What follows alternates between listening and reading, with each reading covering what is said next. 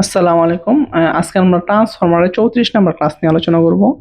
এখানে কিছু সূত্র আমি আলোচনা করব, এরপরে ম্যাথ দেখাবো আপনাদেরকে। একটু দেখেন যে আমরা এটা দেখাইছি equal to EP by ES অথবা এনপি বাই এনএস অথবা আইএস বাই আইপি।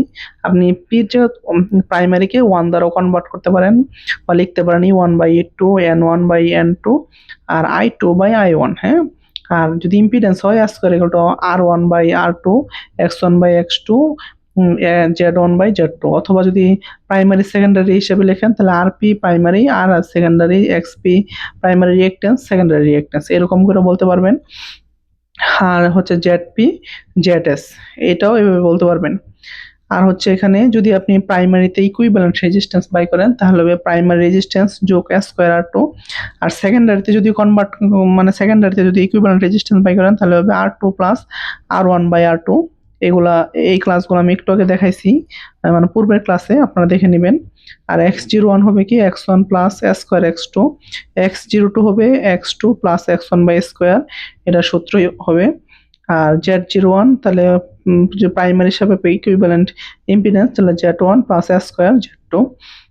আর যদি সেকেন্ডারি সাপেক্ষে আপনি সমতুল্য ইম্পিডেন্স বের করেন তাহলে Z2 plus Z1 by S square.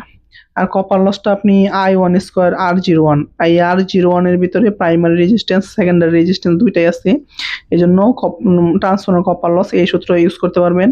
আর আপনি যদি বলেন না আমি সমতুল্য রিঅ্যাকট্যান্স সেকেন্ডারি সাপেক্ষে করব তাহলে দিবেন I2 স্কয়ার R02। আর যদি বলেন না প্রাইমারি রেজিস্ট্যান্স এবং সেকেন্ডারি রেজিস্ট্যান্স উভয়টাই দিয়ে বের করব তাহলে দেবেন I1 স্কয়ার R1 অথবা RP plus I2 square RS অথবা RS না দিলে R2 দিয়ে দেবেন।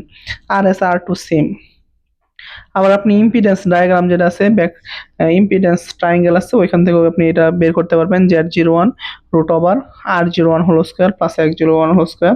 অথবা যদি আপনি Z02 বের করেন বা সেকেন্ডারি সাপেক্ষে সমতুল্য ইম্পিডেন্স তাহলে হবে R02 square plus X02 square. তাহলে এখানে আমরা কি বোঝাচ্ছে দেখাই আমরা এখন। দেখেন যে R01 হচ্ছে প্রাইমারি সাপেক্ষে সমতুল্য রেজিস্ট্যান্স, R02 হলো সেকেন্ডারি সাপেক্ষে সমতুল্য রেজিস্ট্যান্স, X01 হচ্ছে প্রাইমারি সাপেক্ষে সমতুল্য রিঅ্যাকট্যান্স, X2 হচ্ছে সেকেন্ডারি সাপেক্ষে সমতুল্য রিঅ্যাকট্যান্স, Z01 হচ্ছে প্রাইমারি সাপেক্ষে সমতুল্য ইম্পিডেন্স, Z02 হচ্ছে সেকেন্ডারি সাপেক্ষে সমতুল্য ইম্পিডেন্স। এরপরে আমরা ম্যাথ করব ইনশাল্লাহ। আপনারা সময় পেলে আমার ম্যাথগুলো দেখবেন, আপনার বন্ধুদের সাথে শেয়ার করবেন। এখানে আমরা ইনশাল্লাহ ইলেকট্রিক্যালের ফুল কোর্সটা শেষ করব। যারা সাব অ্যাসিস্ট্যান্টের জন্য প্রিপারেশন নিচ্ছেন, পরীক্ষা দিচ্ছেন, তারা এই ক্লাসগুলো দেখতে পারেন, ইনশাল্লাহ উপকার হবে। আসসালামু আলাইকুম ওয়া রাহমাতুল্লাহ।